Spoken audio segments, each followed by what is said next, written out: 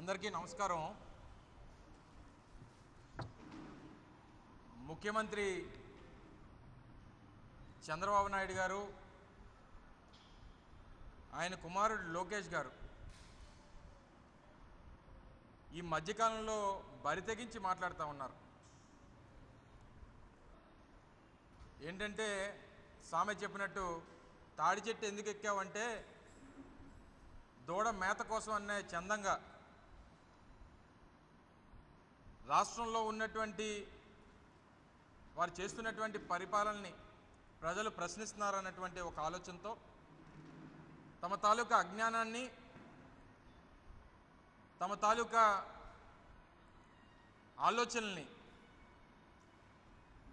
రోజు వారు చేస్తున్నటువంటి సమీక్షల్లోని, వారు పెడుతున్నటువంటి టెలికాన్ఫరెన్స్ సమావేశాల్లోని, లేకపోతే లోకేష్ బాబు ట్వీట్ల ద్వారానో వారి తాలూకా అపరిపక్వతని అంతటినీ కూడా ఏ రకంగా జగన్మోహన్ రెడ్డి గారి మీద వారి తాలూకా మాటలు మాట్లాడుతూ ఉన్నారో ఒకసారి ఆలోచన చేయమని చెప్పి రాష్ట్ర ప్రజలను కోరుతూ ఉన్నాం. ఎందుకంటే ఎన్నికలు ఎప్పుడు దగ్గరకు వచ్చినా సరే రాష్ట్ర ముఖ్యమంత్రి చంద్రబాబు నాయుడు గారు ఈ రాష్ట్రంలో ప్రతిపక్ష నాయకుడు జగన్మోహన్ రెడ్డి గారి మీద బురద జల్లేటువంటి కార్యక్రమం చేసేటువంటి కార్యక్రమం మనం గత కొంతకాలంగా చూస్తూ ఉన్నాం. ఈ 5 ఏళ్ల కాలంలో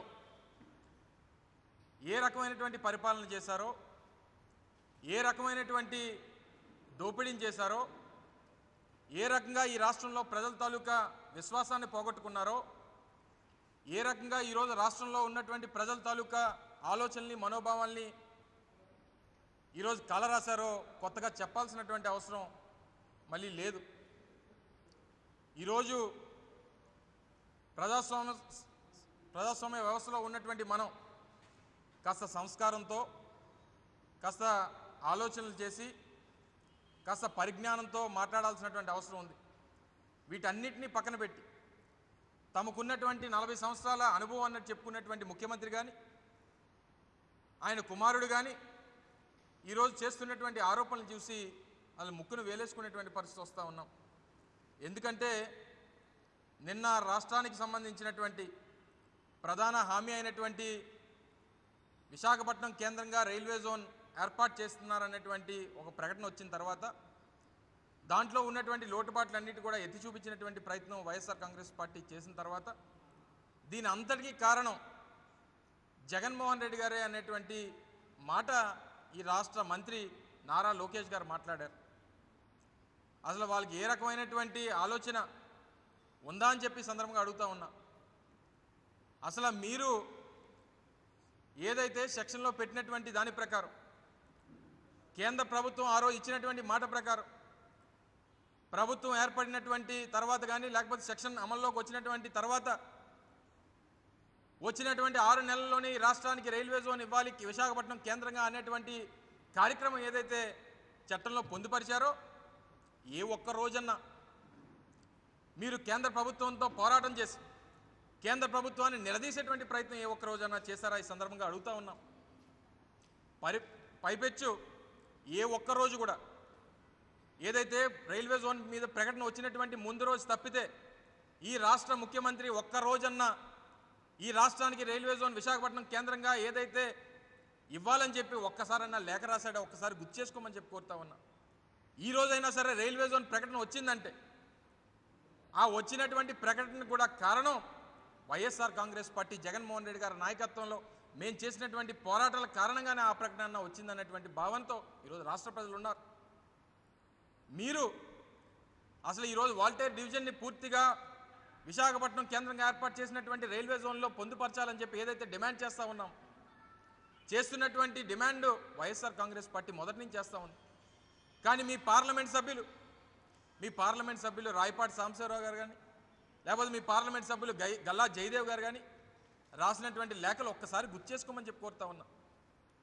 ఈరోజు విజయవాడ కేంద్రంగా రైల్వే జోన్ ఇవ్వండి అని ఒకసారి, గుంటూరు అన్ని రకాలుగా సౌకర్యంగా ఉంటుంది గుంటూరు రైల్వే జోన్ కేంద్రంగా ఇవ్వాలని చెప్పి ఒకసారి, వాల్టేర్ డివిజన్తో పని లేదు విజయవాడ గుంటూరు గుంతకల్ని తీసుకొని వచ్చి గుంటూరు కేంద్రంగా రైల్వే జోన్ ఇవ్వండి అని చెప్పి మీ పార్లమెంట్ సభ్యులు మాట్లాడినటువంటి సందర్భాలు మీకు గుర్తులేవా అని చెప్పని అడుగుతా ఉన్నాం. మీరు ఏ ఒక్క రోజన్నా 4.5 సంవత్సరాలు ఈ రాష్ట్రంలో ఉన్నటువంటి తెలుగుదేశం పార్టీ కేంద్ర ప్రభుత్వంలో ఉన్నటువంటి ఎన్డీఏతో కలిసి సంసారం చేసినటువంటి సందర్భాలు మర్చిపోయారని చెప్పని అడుగుతా ఉన్నాం. మీకు చెందినటువంటి కేంద్ర మంత్రులు ఇద్దరు కేంద్ర కేబినెట్లో ఉన్నారు.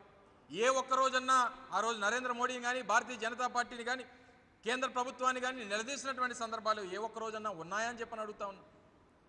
మీరు ఏ ఒక్కరోజు అడగకుండా, ఏ ఒక్కరోజు కేంద్ర ప్రభుత్వాన్ని నిలదీయకుండా పైపెచ్చి మేము ఆ రోజు ఉద్యమాలు చేస్తూ ఉంటే హేళన చేసినటువంటి మీరు రేపో మాపో వచ్చేసేటువంటి రైల్వే జోన్ కోసం మీరు ఏ పోరాటాలు చేస్తున్నారని చెప్పి మీరు హేళన చేశారు.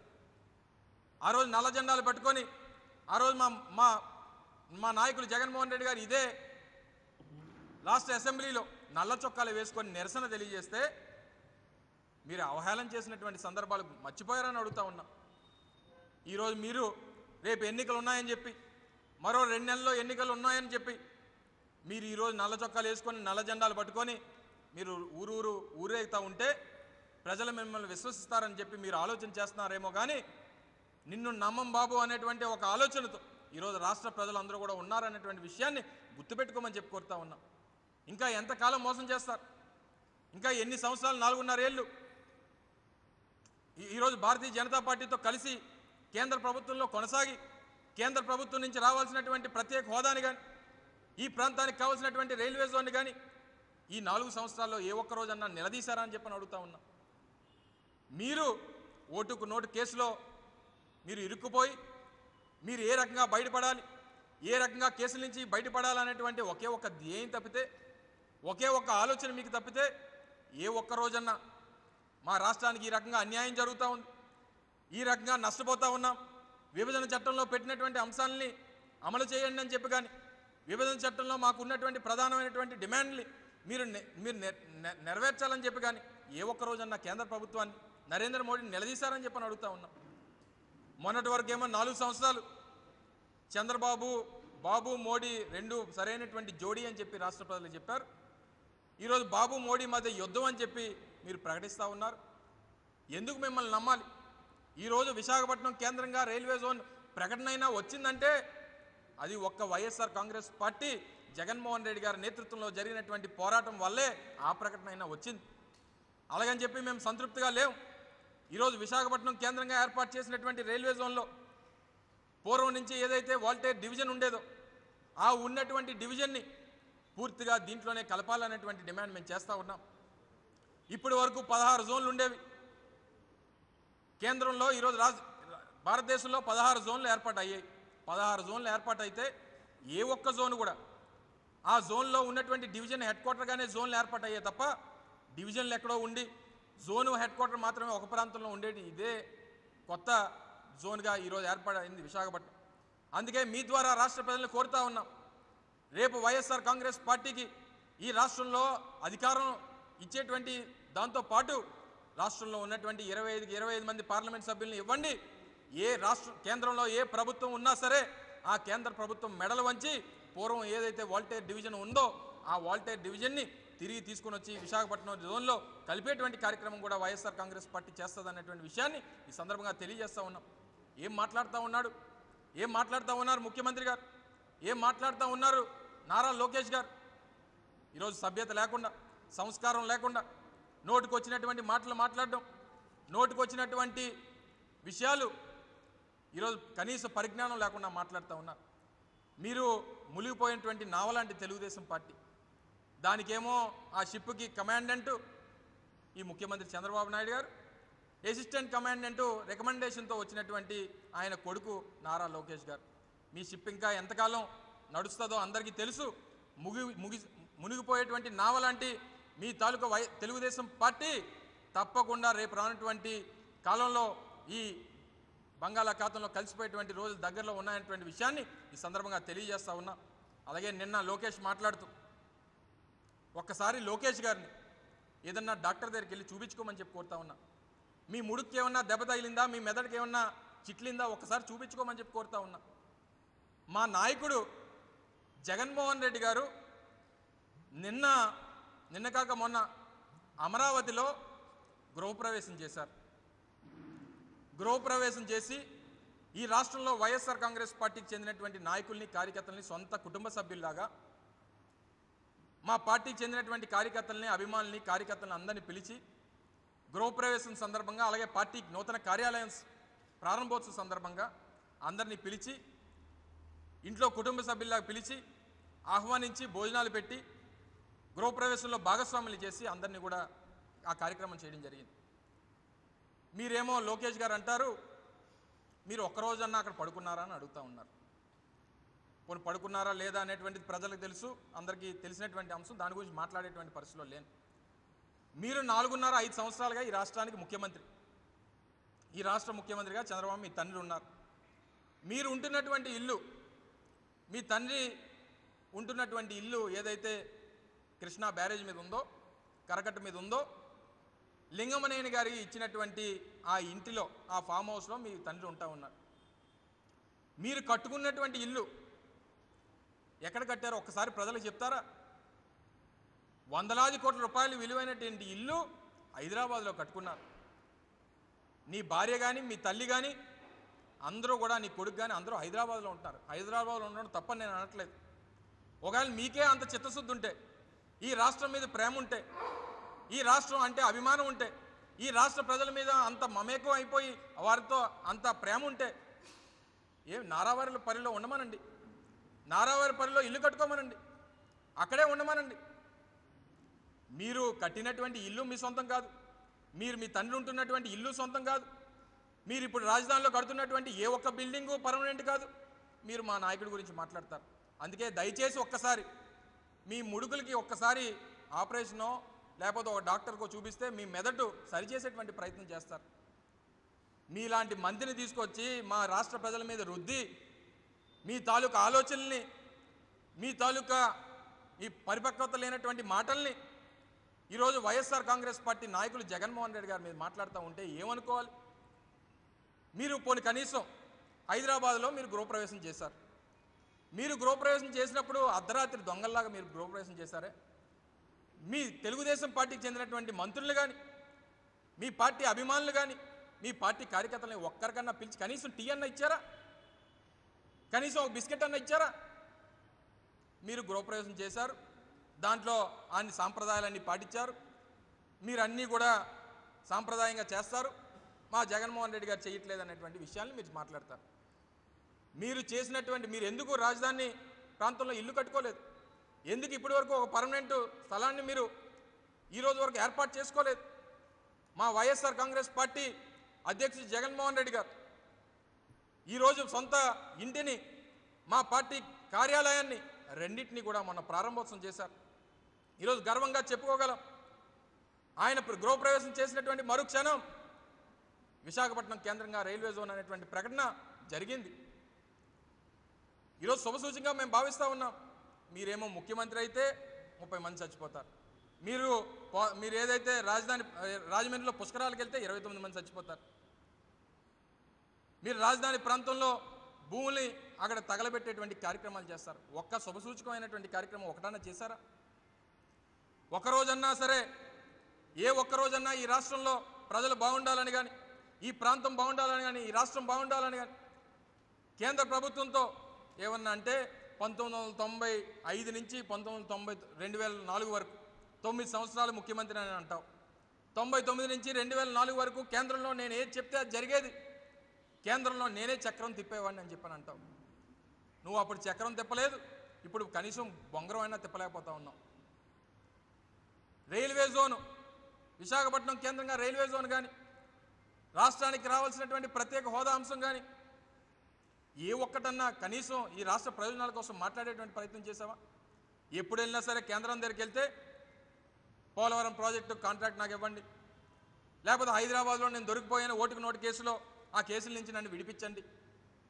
ఈ రకమైనటువంటి కార్యక్రమాలు చేసి ఈరోజు ప్రజల మీదకి వచ్చి ప్రజల్ని, నేను ఏ తప్పు చేసినా ప్రజలు నా వెంటే రావాలి, నేను ఏ దొంగతనం చేసినా ఏ కార్యక్రమాలు చేసినా ప్రజలు నా వెంటే ఉండాలి, ప్రజలు నన్ను సమర్థించాలని చెప్పి కోరుకోవడం ఏంటి మీ తాలూకు ఉద్దేశం? మీ రాష్ట్రానికి ఏదో చరిత్ర చరిత్ర పుటల్లో ఒక పెద్ద ధీరుడిలా మిగిలిపోదాం అనేటువంటి ప్రయత్నం మీరు చేస్తూ ఉన్నారు. మిమ్మల్ని మాత్రం ఈ రాష్ట్ర ప్రజలందరూ ఒక పెద్ద బందిపోట్లా చూస్తూ ఉన్నారు.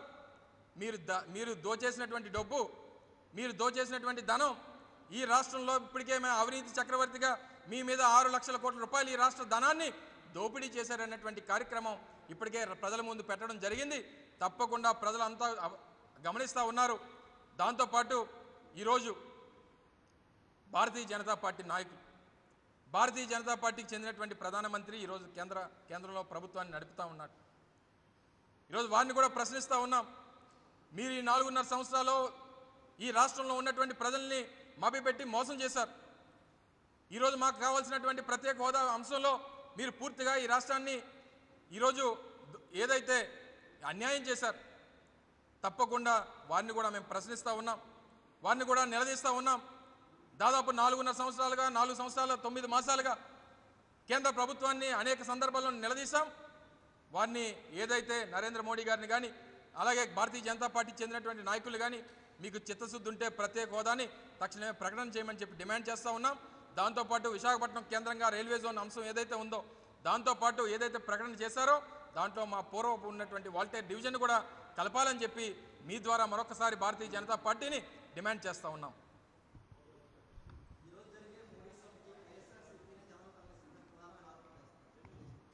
గతంలో విజయవాడలో జరిగినటువంటి సమావేశంలో కూడా విజయవాడలో మొన్న నరేంద్ర మోడీ గారు సభకు వచ్చినప్పుడు ఆ రోజు కూడా ఈ రకమైనటువంటి ఆరోపణలు చేశారు. మేము భారతీయ జనతా పార్టీతో కలిసి 4.5 సంవత్సరాలు సంసారం చేశామా లేకపోతే తెలుగుదేశం పార్టీ సంసారం చేసిందా ఒకసారి గుర్తు చేసుకోమని చెప్పి కోరుతా ఉన్నాం. ఇప్పటి నుంచి కాదు, తెలుగుదేశం పార్టీ స్థాపించిన దగ్గర నుంచి, తెలుగుదేశం పార్టీ అధికారంలోకి ఏదైతే పార్టీ స్థాపించిన దగ్గర నుంచి అనేక సందర్భాల్లో భారతీయ జనతా పార్టీతో కలిసి వెళ్ళినటువంటి సందర్భాలు చూసాం. 1999లో భారతీయ జనతా పార్టీతో కలిసి పోటీ చేశారు, 2004లో భారతీయ జనతా పార్టీతో కలిసి పోటీ చేశారు, 2014లో భారతీయ జనతా పార్టీతో కలిసి పోటీ చేశారు, 1985లో భారతీయ జనతా పార్టీతో కలిసి పోటీ చేశారు. ఇన్ని సందర్భాల్లో భారతీయ జనతా పార్టీతో కలిసి పోటీ చేసినటువంటి చరిత్ర తెలుగుదేశం పార్టీకే ఉంది. ఈరోజు తెలుగుదేశం పార్టీ చెందినటువంటి కార్యకర్తలు వెళ్తారేమో తప్ప వైఎస్ఆర్ కాంగ్రెస్ పార్టీకి ఏం అవసరం అండి? వైఎస్ఆర్ కాంగ్రెస్ పార్టీ మొదటి నుంచి భారతీయ జనతా పార్టీ మీద కానీ తెలుగుదేశం పార్టీ మీద కానీ ఈ 4 సంవత్సరాలు 8 మాసాలుగా పోరాటం చేస్తున్నటువంటి ఏకైక పార్టీ వైఎస్ఆర్ కాంగ్రెస్ పార్టీ. మేము ఢిల్లీలో అనేక సందర్భాల్లో పోరాటం చేశాం. గతంలో నరేంద్ర మోడీ ఒక్క సందర్భాన్ని గుర్తు చేస్తూ ఉన్నాం. ఏదైతే 2015 అనుకుంటా అక్టోబర్ 22వ తారీఖున ఈ రాష్ట్రానికి చెందినటువంటి అమరావతికి భూమి పూజ చేసినప్పుడు అదే సందర్భంలో మా నాయకుడు జగన్మోహన్ రెడ్డి గారు మంగళగిరిలో గుంటూరులో మా నాయకుడు రాష్ట్రానికి ప్రత్యేక హోదా ఇవ్వండి అని చెప్పి నిరాహార దీక్ష చేస్తున్నటువంటి తరుణంలో నరేంద్ర మోడీ వస్తున్నాడని చెప్పి అక్రమంగా జగన్మోహన్ రెడ్డి గారి నిరాహార దీక్షని భగ్నం చేసినటువంటి పార్టీ ఏ పార్టీ? తెలుగుదేశం పార్టీ. ఆ తెలుగుదేశం పార్టీకి ఈరోజు భారతీయ జనతా పార్టీకి ఉన్నటువంటి ఆ అనుబంధం ఏంటో ప్రజలకు తెలుసు. ఈరోజు మా మీద లేనిపోయినటువంటి నిందలు మోపి అందుకే చెప్తా ఉన్నా, ఈరోజు బరి తెగించి మాట్లాడుతూ ఉన్నాడు చంద్రబాబు నాయుడు గారు. ఈరోజు బరి తెగించి నోటుకు వచ్చినటువంటి ఈరోజు బురద జల్లేటువంటి కార్యక్రమం వైఎస్ఆర్ కాంగ్రెస్ పార్టీ మీద జగన్మోహన్ రెడ్డి గారు మీరు చేస్తూ ఉన్నారు. ప్రజలు గమనిస్తూ ఉన్నారు. ఈరోజు భారతీయ జనతా పార్టీకి జనాలను పంపించాల్సినటువంటి అవసరం కానీ భారతీయ జనతా పార్టీని వెనకేసుకొచ్చినటువంటి అవసరం కానీ ఈరోజు రైల్వే జోన్ మేము సాధించామంటే ఒక్క పోరాటాన్ని తెలుగుదేశం పార్టీ చేసినటువంటి పోరాటాన్ని ఒకటి చూపించమనండి.